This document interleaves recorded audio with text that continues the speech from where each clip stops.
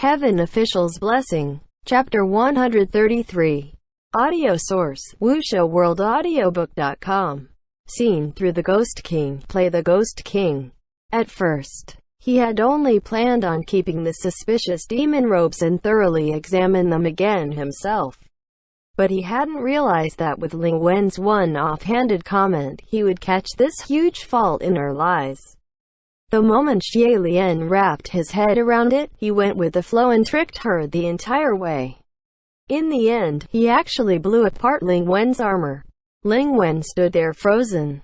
Xie Lian said, "Of course, you can deny all this. But it'd be easy to prove whether it's real or fake. Once I bring forth that robe and present it to the Great Martial Hall. Have it change its form before the Heavenly Emperor, then ask you whether or not you can tell what it looks like. Everything will become clear." When that brocade immortal roamed the mortal realm, it had sucked the blood of over 500 people. It was an object of great evil. If Ling Wen had only broken into the Great Martial Temple to steal the brocade robe and hadn't had the chance to use it to harm anyone, then it wasn't a crime too great that it couldn't be forgiven. However, Ling Wen was first appointed as a deputy general before she ascended. The earliest time when stories of the brocade immortal first broke out was much later than the years Ling Wen spent as a deputy general. Which meant, this was after Ling Wen had entered her duties in the heaven realm. That she created the brocade immortal as a heavenly official. That a heavenly official whose duty was to protect mortals turned around, seduced and murdered a mortal should already call for a severe sentence. The mortal who was seduced and murdered was also a future heavenly official. Alas, this affair would not be so forgivingly handled. Ling Wen sighed. "Your Highness, you really are?" After a pause, she said, "Maybe it's just my bad luck that this mission was given to you. Although there's only the two of us here in Ling Wen Hall today and we've got centuries of friendship between us. But I think, if I pleaded for you to keep an eye closed on this based on our years of friendship, you probably won't agree to it, and would instead encourage me to turn myself into the Great Martial Hall. Am I right?" Xie Lian sighed too. Although he and Ling Wen had known each other for centuries, it had always been pure business, and they had never become closer. Their relationship wasn't bad, and even when he ascended for the third time, while everyone taunted him as the rubbish god, Ling Wen never looked down on him. On the contrary, she had given him even more assistance and took care of him. But this brocade immortal mission just had to land on his head, and once the truth was revealed, while it was hard to report it, it was even more impossible not to report it. Xie Lian replied earnestly, "My luck is bad too." Ling Wen crossed her arms and shook her head. "Your Highness, someone like you. Sometimes you're smart, but sometimes you're not very smart either. Sometimes you're soft-hearted, but sometimes you're cold-hearted too." After a pause, she asked, "So where is that robe now?" "It's in my keep," Xie Lian replied. "I will personally deliver it to the Great Martial Hall after." Ling Wen nodded, seemingly having nothing more to say. Xie Lian added, "So, can you tell me, how come when Ling Ying wore the brocade immortal its effects didn't work?" "I can probably guess," Ling Wen said. "But, if your Highness wants to know the answer, will you first agree to a request?" "What is it?" Xie Lian asked. "Will you let me see it?" Ling Wen said. "The brocade immortal." Xie Lian was taken aback. Ling Wen continued, "I only need 1 day's time. After all, if I am to turn myself into the Great Martial Hall, there may not be any opportunities to see it after. Don't be mistaken. I'm not going to do anything. It's just, yesterday when you said it showed itself, I was shocked."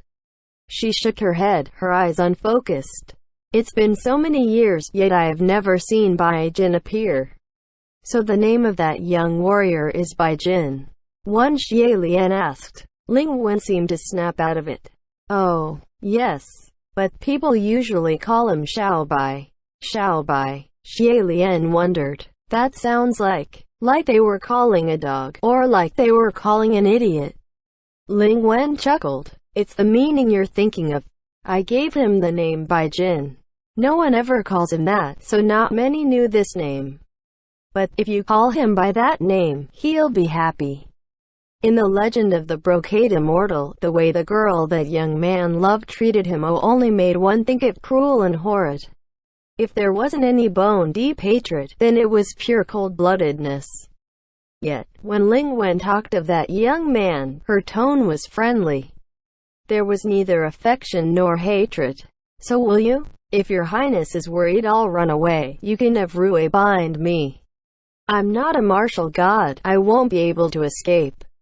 For some reason, Xie Lian felt he should trust Ling Wen. After humming for a moment, he nodded his head slowly. Very well. The two left Ling Wen Palace like nothing was the matter. When they strolled down the Great Martial Avenue, they still greeted other passing heavenly officials as usual. Ling Wen looked the same as always, giving nothing away that the hands in her sleeves were tied firmly by Wei. They didn't go very far when they bumped into the Pei Ming, who had just returned from his street patrol. And the two greeted each other, standing on the side of the road making perfunctory greetings and snide comments. Pei Ming stared at Xie Lian the entire time, and Xie Lian was slightly alarmed. Why is General Pei looking at me like that? Pei Ming rubbed his chin and replied earnestly.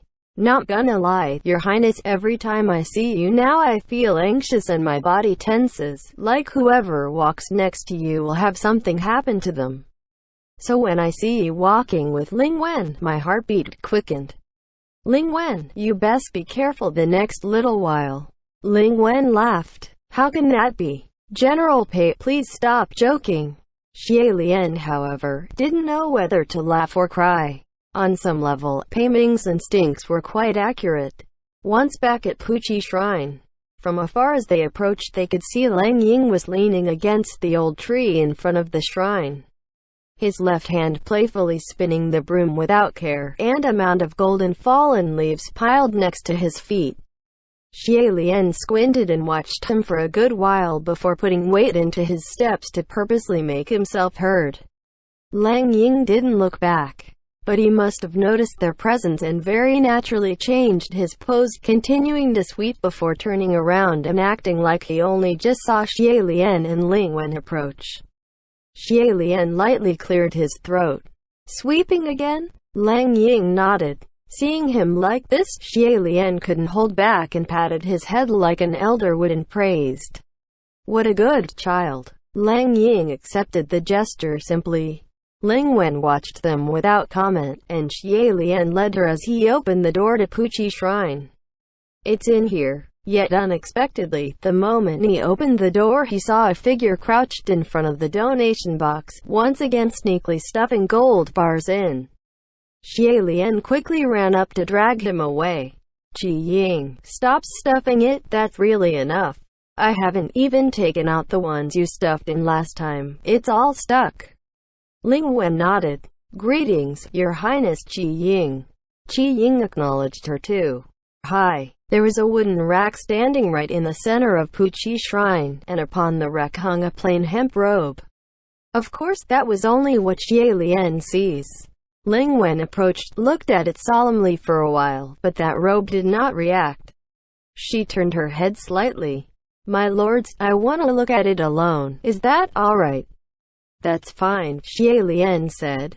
Rui had her hands bound and she wasn't a martial god, so technically, she couldn't start anything. Xie Lian wasn't that worried, and he laid a hand on Quan Yi Zhen's shoulder. Let's go out. At least, this case was considered closed, and Xie Lian was relaxing. It just so happened the neighbors all gifted him a batch of fruits and vegetables, so Xie Lian took them to the kitchen, ready to cook. This was what they called an undefeated spirit. After so many days, Quan Yi Zhen seemed to have taken his Puqi Shrine as some sort of happy farm. Leaping up and down, sometimes climbing trees, sometimes stealing squashes, sometimes snagging fish, sometimes catching frogs. In a moment of Xie Lian's carelessness, Quan Yi Zhen snuck into the kitchen and swiped a yam. Feeling the spot empty on the counter, Xie Lian turned his head and saw Quan Yi Zhen had the yam dangling in his mouth, slipping out, hurrying away like a fish who escaped the net. Xie Lian cried. It's not cooked yet, don't eat it. Yet it was precisely because it wasn't cooked that it had to be eaten quickly. Once Xie Lian cooked it, it wouldn't be edible anymore. Xie Lian shook his head. Then he saw Lang Ying walking over and his eyes turned crescent. Lang Ying, are you free? Come help me chop some vegetables. Lang Ying was just about to snatch back that yam Quan Yizhen snagged, but hearing Xie Lian's charge, he came over to help without a second thought. He picked up the butcher knife on the cutting board, pressing down on the cabbage. He started cutting it knife by knife, taking his task very seriously. Xie Lian watched him, then turned his head over to wash the rice as he chatted. Lang Ying, you've seen quite a number of gods and demons that's come to our little Puqi shrine, right? Each of them more bizarre than the next. Lang Ying answered from behind him. And Xie Lian continued, then, let me ask you, if you had to pick, who among those gods and demons is the handsomest? Lang Ying was chopping the vegetables wordlessly, seeming to be thinking hard. Xie Lian raised his brows slightly. Tell me. Just say whatever's truth in your mind. Thus, Lang Ying answered. You. Xie Lian laughed. Besides me. The one in red, Lang Ying said. Xie Lian was going to burst a gut trying to contain his laugh.